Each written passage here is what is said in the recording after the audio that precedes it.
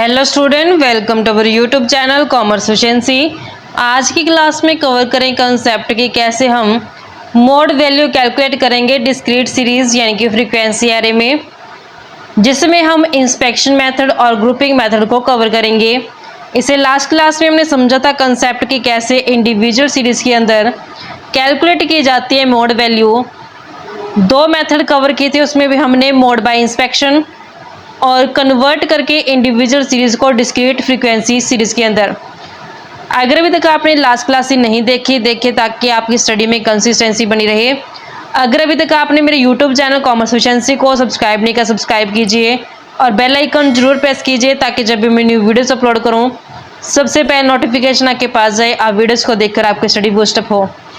Cover करते हैं discrete series. Discrete series ऐसी सीरीज होती है जिसमें हमारे पास वेरिएबल के साथ साथ उसकी फ्रीक्वेंसी भी गिवन होती है। फ्रीक्वेंसी क्या होती है कि एक सीरीज के अंदर एक जो वैल्यू वो कितने नंबर ऑफ टाइम रिपीट हो रही है उसको हम फ्रीक्वेंसी बोलते हैं।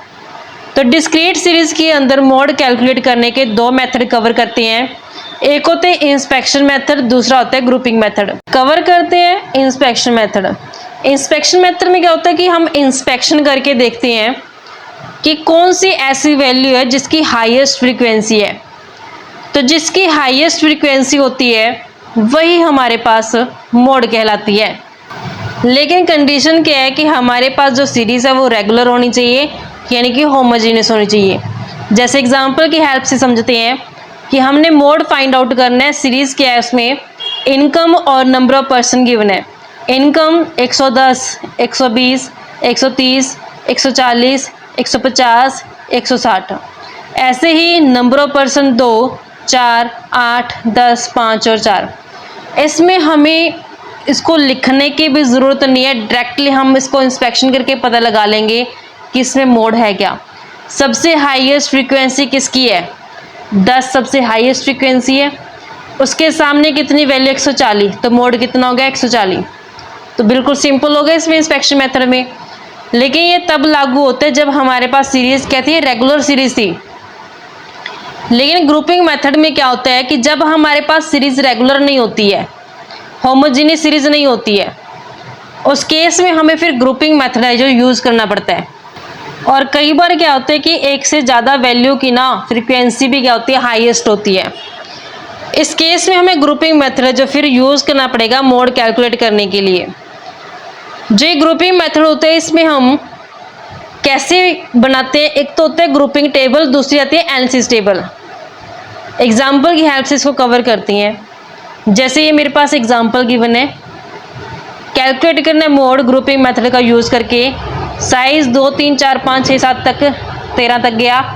फ्रीक्वेंसी 3, 3, 8, 12, 16, 14, 10, 8, 17, 5, 4 और 1। इस तरीके से मेरे पास क्या ये फ्रीक्वेंसी गिवन है। अब हम कैसे यूज़ करते हैं ग्रुपिंग टेक्निक को समझते हैं। इसमें सबसे पहले हम ग्रुपिंग टेबल बनाएंगे।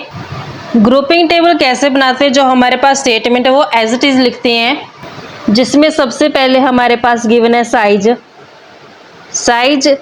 2, 3, 4, 5, 6, 7, 8, 9, 10, 11, 12 और 13। ये मेरे पास स्टेटमेंट है, मैं एज इट इज इसको लिख लेती हूँ। फिर आती है फ्रीक्वेंसी। फ्रीक्वेंसी को हम फर्स्ट कॉलम लेते हैं। जो मेरे पास स्टेटमेंट में गिवन है वो एज इट इज लिखूँगी। फ्रीक्वेंसी 3, 8, 10, 12, 16, 14, 10, 8, 17, 5, 4 और 1। फिर उसके बाद क्या होता है कि ये तो फ्रीक्वेंसी वाला हमारे पास फर्स्ट कॉलम हो गया। सेकंड कॉलम में हम क्या करते हैं कि जो पहले दो फ्रीक्वेंसी होते हैं ना उसको जोड़ देते हैं। सेकंड कॉलम के अंदर जो पहले दो फ्रीक्वेंसी होते हैं वहाँ से स्टार्टिंग करते हैं, फिर आगे 2-2 के पेयर बनाते जाएंगे। जैसे 3 + 8 करेंगे तो मेरे पास 11 आएगा। 11 मैंने इनके मिडल में लिख देना है, बिल्कुल ऐसे 11 मिडल में। 2 फ्रीक्वेंसी टोटल हो चुके हैं। फिर उसके बाद 10 और 12 को जोड़ेंगे और इनके मिडल में लिख देंगे 22। फिर उसके बाद नेक्स्ट पेयर बनाएंगे 2 का, 16 और 14 दोनों को जोड़ेंगे 30 बनते, इसके मिड में लिख देंगे 30। फिर 10 और 8 को जोड़ेंगे, इसके मिड में लिख देंगे 18। फिर 17 और 5 को जोड़ेंगे और इसके मिड में लिख देंगे 22। 4 और 1 को जोड़ेंगे, इसके मिड में लिख देंगे 5। सेकंड कॉलम हो गया। फिर उसके बाद हमने थर्ड कॉलम बनाना होता है। थर्ड कॉलम में क्या करेंगे, जैसे मैंने 1 और 2 पहली 2 फ्रीक्वेंसी को जोड़ के लिखा है, लेकिन थर्ड कॉलम में क्या करेंगे, पहली फ्रीक्वेंसी को छोड़ दूंगी, दूसरी और तीसरी फ्रीक्वेंसी को जोड़ के मैं स्टार्ट करूंगी, फिर आगे पेयर बनाते जाएंगे। पहले को छोड़ दिया, 8 + 10 18 जो बिल्कुल उनके मिड में लिखेंगे। फिर 12 + 16 इसके मिड में लिखेंगे 28। 14 + 10 बिल्कुल इसके मिड में लिखेंगे 24। फिर 8 + 17 बिल्कुल इसके मिड में लिखेंगे 25। फिर 5 + 4 इसके मिड में लिख देंगे 9। अगला पेयर नहीं बन रहा तो उसको छोड़ देंगे। फिर नेक्स्ट कॉलम, फोर्थ कॉलम के अंदर क्या करना है, हमने अब 3 3 का पेयर बनाना है। पहली, दूसरी और तीसरी फ्रीक्वेंसी तीनों को जोड़ देंगे। तो यहाँ पे पहली, दूसरी, तीसरी फ्रीक्वेंसी को जोड़ के मिड इतना यहाँ पे आएगा 3, 8 और 10 दोनों तीनों को जोड़ेंगे तो 21 बनेगा। पहले 3 जुड़ चुकी हैं, फिर इन 3 का 12, 16 और 14 का टोटल करके 16 के सामने लिख देंगे 42। उसके बाद नेक्स्ट 3 का जोड़ करेंगे 10, 8 और 17 तो बिल्कुल मिड में लिखेंगे 35, इसका टोटल बनेगा। फिर 5, 4 और 1 को जोड़ेंगे, टोटल बनेगा 10, बिल्कुल मिड में लिख देंगे यहाँ पे 10। फिर हम फिफ्थ कॉलम बनाएंगे। फिफ्थ कॉलम के अंदर क्या करेंगे, पेयर रहेगा 3 का ही, लेकिन हम इसमें फर्स्ट फ्रीक्वेंसी को छोड़ के दूसरी, तीसरी और चौथी फ्रीक्वेंसी को जोड़ेंगे। तो हमने यहाँ पे दूसरी, तीसरी और चौथी 8, 10 और 12 जोड़ के मिड में लिख देना इसका टोटल 30।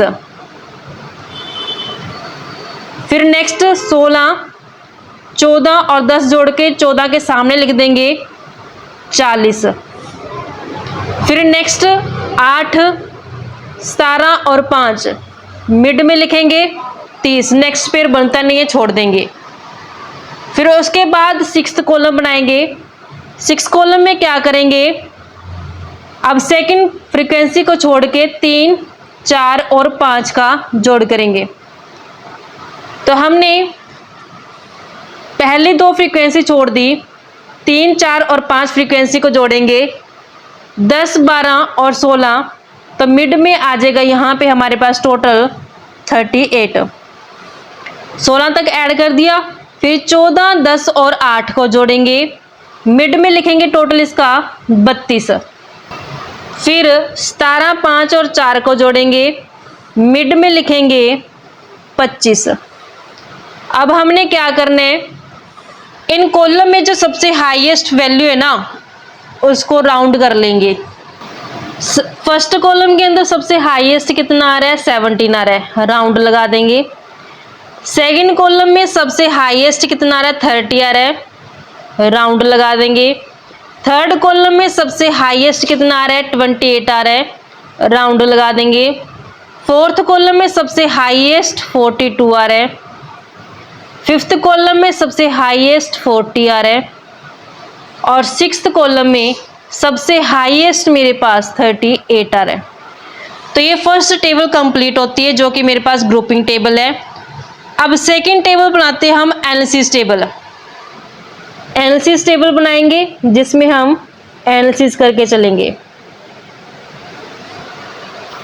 जो साइज है वो लिखेंगे हम, साइज को हम हॉरिजॉन्टल लिखेंगे।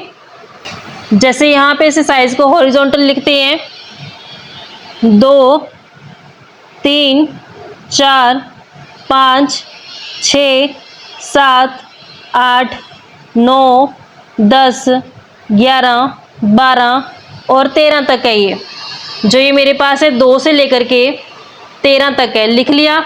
अब मेरे पास टोटल कॉलम कितने हैं, 6। तो अब मैं कॉलम लिखूंगी, first column, second, third column, fourth column, fifth column और सिक्स्थ कॉलम। अब हमने क्या करना है, फर्स्ट कॉलम के अंदर देखना है कि सबसे हाईएस्ट कितना था मेरे पास, 17 था। 17 किसके सामने, 10 के सामने है। तो फर्स्ट कॉलम में सबसे हाईएस्ट मेरे पास 17 है, जो वो किसके सामने, 10 के सामने। तो मैं इस तरीके से 10 के सामने क्या कर दूंगी, टिक लगा दूंगी। फिर सेकंड कॉलम चेक करते हैं। सेकंड कॉलम के अंदर हाईएस्ट कितना है, 30। 30 में मैंने किसका जोड़ लिया है, ये दो फ्रीक्वेंसी का जोड़ लिया है। तो 30 किसके मिड में लिखे हैं, 16 और 14 के मिड में लिखे हैं। तो जो 16 और 14 के सामने मेरे पास कितने, 6 और 7 है। तो मैं सेकंड कॉलम के अंदर 6 के और 7 के सामने टिक लगा देती हूँ। फिर थर्ड कॉलम के अंदर चेक करते हैं, हाईएस्ट कितने, 28। ये भी दो फ्रीक्वेंसी का टोटल है। दो इसमें मिडिल में मैंने किसके लिखे हैं, 12 और 16 के मिड में लिखा है। 12 और 16 यानी कि 5 और 6 के है ये। तो मैं थर्ड कॉलम के सामने ये 5 और 6 के सामने टिक लगा दूंगी। नेक्स्ट कॉलम आता है फोर्थ कॉलम। फोर्थ कॉलम में हाईएस्ट वैल्यू 42 है। 42 में 3 फ्रीक्वेंसी को जो जोड़ के बनाया गया है। 42 किसके मिड में, 16 में, यानी कि 12, 16 और 14 का टोटल है। तो 5, 6 और 7 के सामने हम टिक लगा देंगे। तो फोर्थ कॉलम के आगे 5, 6 और 7 के सामने टिक लगा दिया। फिर फिफ्थ कॉलम के अंदर हाईएस्ट कितना है, 40 है। 40 मैंने किसके मिड में लिखा हुआ है, 14 के मिड में, यानी कि 16, 14 और 10 का टोटल है। तो ये 6, 7 और 8 के सामने टिक लगा देंगे। तो 6, 7 और 8 के सामने टिक लगा दिया। और लास्ट कॉलम जो मेरे पास सिक्स्थ कॉलम है, उसमें हाईएस्ट वैल्यू 38 है। 38 मैंने मिड में लिखे 12 के, तो यानी कि 10, 12 और 16 का टोटल है। तो 4, 5 और 6 के सामने टिक लगाएंगे। 4, 5 और 6 के सामने टिक लगाएंगे। अब हमने इन सभी टिक का टोटल कर लेना है कि किसके सामने कितने टिक लगाए गए हैं। तो 4 के सामने सिर्फ 1 है, फिफ्थ के सामने 3 है, 6 के सामने 2, 4 और 5 है, और 7 के सामने 3 है, 8 के सामने 1 है और 10 के सामने 1 है। तो सबसे हाईएस्ट टिक किसके सामने है, जो मेरे पास 6 है। सबसे हाईएस्ट टिक 5 आए हैं। 5 के सामने कितने, 6 है। तो यही मेरे पास क्या आ जाएगा, मोड आ जाएगा। तो इस तरीके से बच्चों हम कैलकुलेट करते हैं मोड वैल्यू डिस्क्रीट सीरीज के अंदर इंस्पेक्शन मेथड और ग्रुपिंग मेथड की हेल्प से।